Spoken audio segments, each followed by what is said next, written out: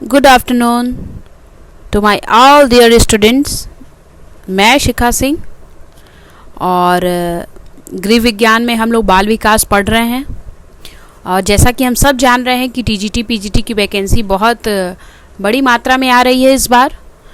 तो जो भी बच्चे चाहते हैं कि वो सेलेक्ट हों, मैं उनसे कहना चाहूँगी वो बच्चे अभी से लग जाएं।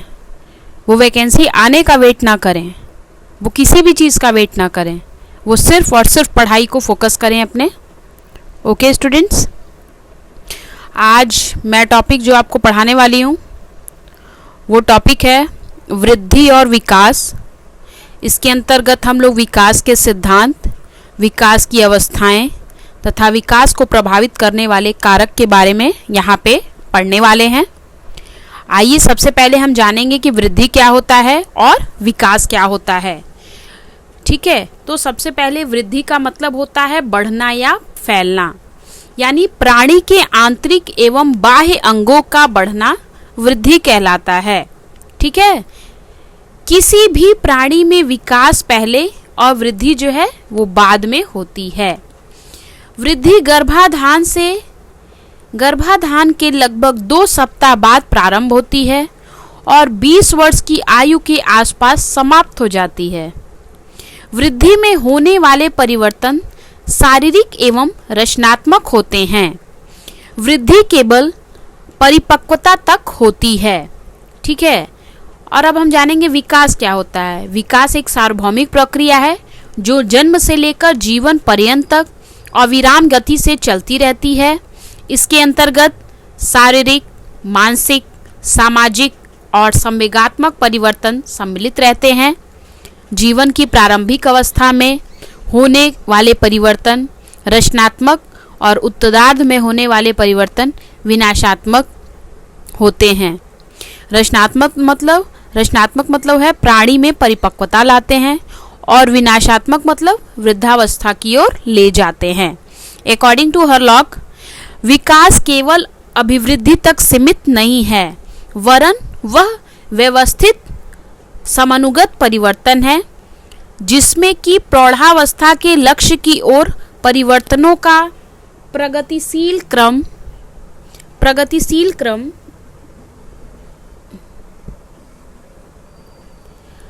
ठीक है निहित रहता है, जिसके परिणाम स्वरूप व्यक्ति में नवीन विशेषताएं व योग्यताएं प्रकट होती हैं। जेम्स ड्रेवर के अनुसार विकास वह दशा है जो प्रगतिशील परिवर्तन के रूप में प्राणी में सतत रूप से व्यक्त होते हैं। यह प्रगतिशील परिवर्तन किसी भी प्राणी में भ्रूणावस्था से लेकर प्रौढ़ावस्था तक होती है। यह विकास तंत्र को सामान्य रूप से नियंत्रित करता है।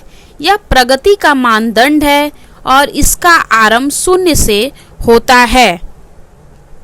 मुनरो के अनुसार विकास परिवर्तन श्रृंखला की वह अवस्था है जिसमें बच्चा भ्रूणावस्था से लेकर प्रौढ़ावस्था तक गुजरता है। यह विकास कहलाता है। गर्भावस्था प्रीनेटल पीरियड 9 माह या 10 चंद्र माह या लगभग 280 दिन की होती है। प्राणी के जीवन में प्रारंभिक विकास का महत्व। सबसे पहले स्टूडेंट्स मैं बताऊं, हम लोगों ने जाना वृद्धि क्या होती है, विकास क्या होता है। ठीक है, वृद्धि का मतलब मैं फिर से एक बार बताऊं, जैसा कि इसमें लिखा है कि बढ़ना या फैलना, यानी यदि किसी व्यक्ति के प्राणी के आंतरिक एवं बाह्य अंगों का विकास हो रहा है, बढ़ रहा है तो वो क्या है, वृद्धि कहलाएगा। किसी भी प्राणी में विकास जो होता है वो पहले और वृद्धि जो है वो बाद में आती है, क्योंकि वृद्धि जो है वो गर्भाधान के लगभग 2 सप्ताह बाद प्रारंभ होती है और जैसे ही 20 वर्ष की आयु लगभग कंप्लीट हो रही होती है वृद्धि समाप्त हो जाती है। ठीक है, वृद्धि में जो भी परिवर्तन होते हैं वो शारीरिक एवं रचनात्मक होते हैं और वृद्धि केवल परिपक्वावस्था यानी मैच्योरिटी तक ही रहती है। लेकिन वही जो विकास है वो एक सार्वभौमिक प्रक्रिया है जो जन्म से लेकर जीवन पर्यंत तक अविराम गति से चलता रहता है, यानी व्यक्ति जब तक जीवित है तब तक उसके अंदर किसी न किसी प्रकार का विकास हो रहा होता है। इसके अंतर्गत शारीरिक, मानसिक, सामाजिक, संवेगात्मक परिवर्तन सम्मिलित हैं। ठीक है, तो ये था विकास। अब हम देखेंगे प्राणी के जीवन में प्रारंभिक विकास का महत्व क्या है। तो बालकों का पालन पोषण उचित प्रकार से हो, अभिभावकों तथा बालकों के मध्य अच्छे संबंध हो, बालकों का संवेगात्मक विकास सही हो, सही निर्देशन हो, ये सब बहुत ही आवश्यक है। ठीक है, अब हम जानेंगे कि वृद्धि और विकास में अंतर क्या होता है, जो कि एग्जाम में अक्सर आ जाता है। टीजीटी पीजीटी में तो यहाँ से प्रश्न बनने ही बनने हैं स्टूडेंट्स, वेरी इंपॉर्टेंट टॉपिक। 1 से 2 प्रश्न आपके इस टॉपिक से बनेंगे, इसलिए आपको जो भी टॉपिक पढ़ाया जा रहा है बहुत ही ध्यान से पढ़िए। ठीक है, कॉन्सेप्ट क्लियर करते हुए चलिए, रटने का प्रयास बिल्कुल ना करें, चीज़ों को समझने का प्रयास करें। वृद्धि के लिए कह रहा है, वृद्धि गर्भावस्था से लेकर प्रौढ़ावस्था तक चलती रहती है, वहीं विकास गर्भाधान से लेकर जीवन पर्यंत तक चलता है। वृद्धि में जो परिवर्तन होते हैं वो कैसे हैं? वो शारीरिक परिवर्तन होंगे, लेकिन विकास में होने वाले परिवर्तन शारीरिक के साथ साथ मानसिक, सामाजिक व संवेगात्मक भी होते हैं। प्राणी में जैसा कि मैंने बताया, वृद्धि बाद में आती है और विकास पहले आता है। वृद्धि के दौरान होने वाले परिवर्तन जो होते हैं वो मात्रात्मक होते हैं, क्वांटिटेटिव होते हैं, और विकास के दौरान होने वाले परिवर्तन क्वालिटेटिव होते हैं, यानी गुणात्मक होते हैं। वृद्धि में होने वाले परिवर्तन रचनात्मक होते हैं, विकास में होने वाले परिवर्तन रचनात्मक और विनाशात्मक होते हैं। वृद्धि का क्रम प्राणी को वृद्धावस्था की ओर ले जाता है, विकास का क्रम प्राणी को परिपक्वावस्था प्रदान करती है। कोश की वृद्धि अभिवृद्धि कहलाती है और विकास परिपक्वता की ओर व्यवस्थित परिवर्तन की श्रृंखला है। वृद्धि एक संकीर्ण अवधारणा है क्योंकि यह केवल प्रौढ़ावस्था तक चलती है।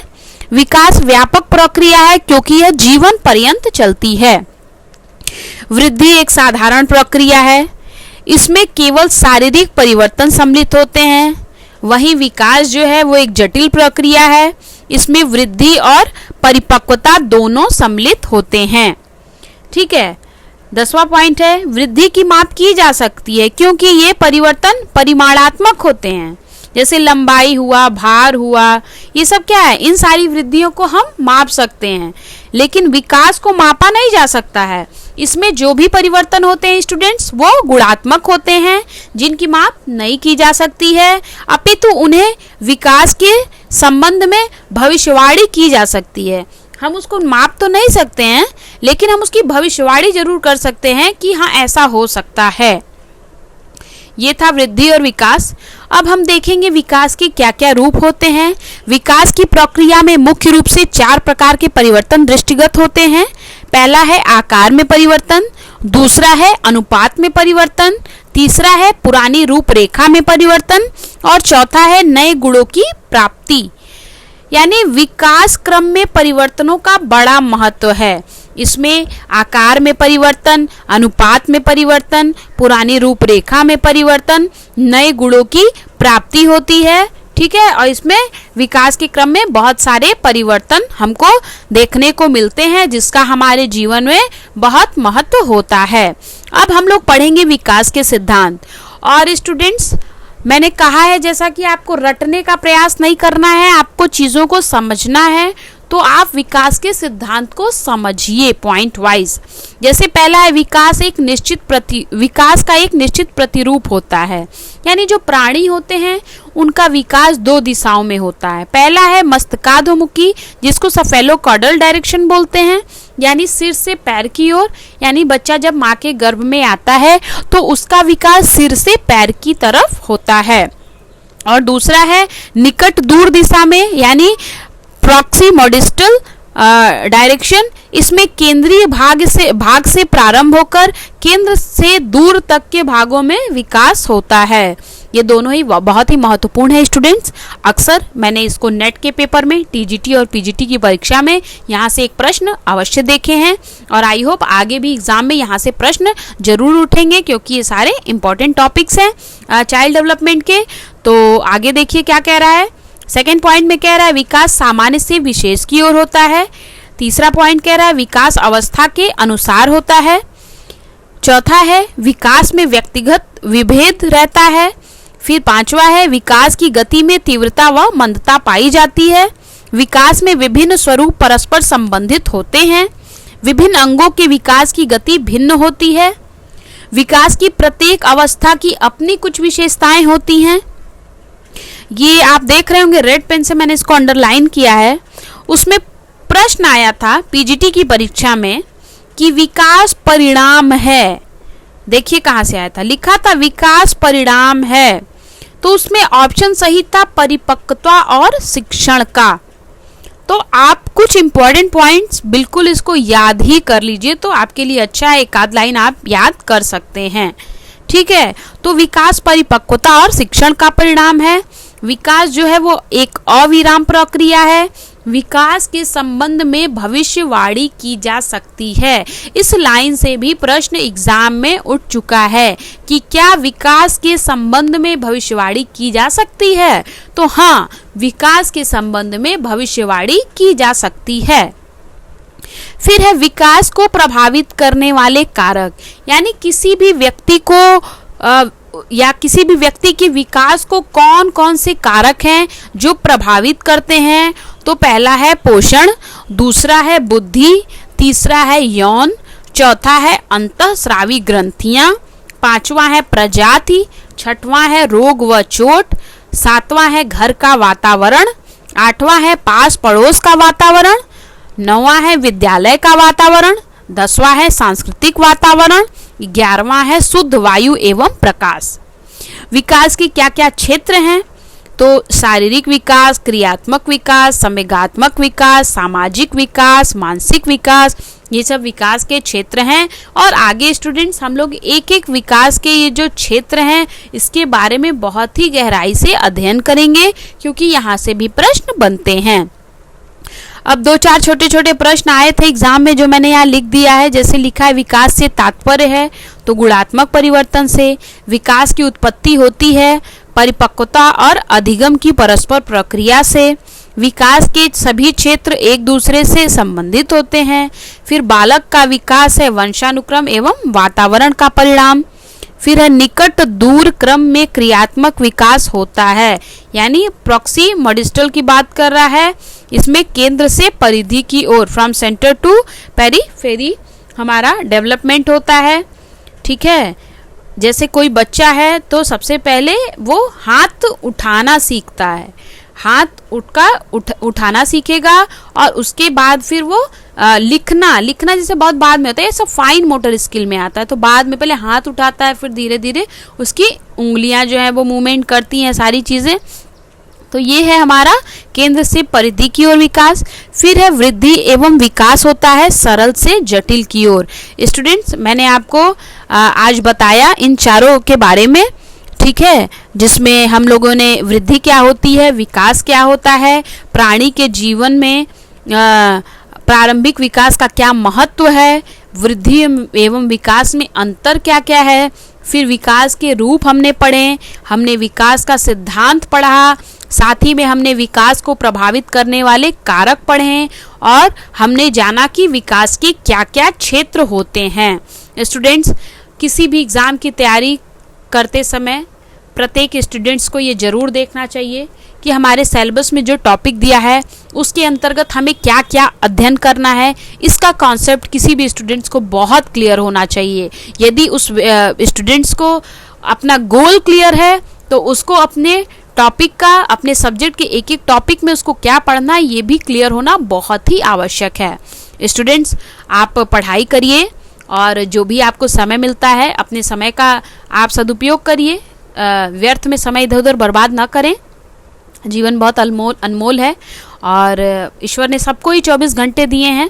उसी 24 घंटे में कोई बहुत मेहनत करके अपने जीवन के जो भी लक्ष्य बनाता है उसको प्राप्त कर लेता है, और कुछ लोग उसको प्राप्त नहीं कर पाते हैं क्योंकि उन्होंने अपने समय का सदुपयोग नहीं किया है। ठीक है, तो पढ़ाई जो है वो तपस्या मांगती है, टफ काम है, लेकिन हाँ, हम पढ़ाई करें। मैं यही कहूँगी कि हम सब मिलके पढ़ें और हमारा जो भी लक्ष्य है उसको प्राप्त करें। और स्टूडेंट्स, आज का वीडियो यहीं पे मैं समाप्त करती हूँ, और यदि आपको मेरा वीडियो अच्छा लगता है तो प्लीज़ आप उसे लाइक करें, अधिक से अधिक होम साइंस के स्टूडेंट्स के साथ शेयर करें, और अगर आपने मेरे चैनल को सब्सक्राइब नहीं किया है तो प्लीज़ प्लीज़ प्लीज़ मेरे चैनल को सब्सक्राइब करें। धन्यवाद।